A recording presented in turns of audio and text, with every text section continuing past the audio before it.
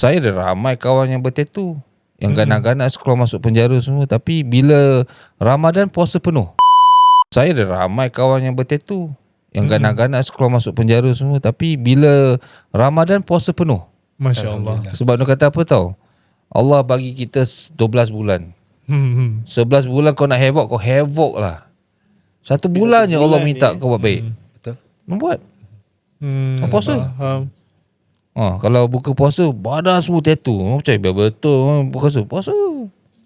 So sebab tu saya tak pernah pandang rendah pada orang yang, sebab tu sampai sekarang ni saya menggunakan pengalaman saya untuk memberi second chance untuk orang-orang macam itu. Ramai kawan-kawan saya yang dulu susah, yang ada nak cegah saya Allah dah bagi saya kedudukan di mana saya berada sekarang. Saya bagi orang peluang.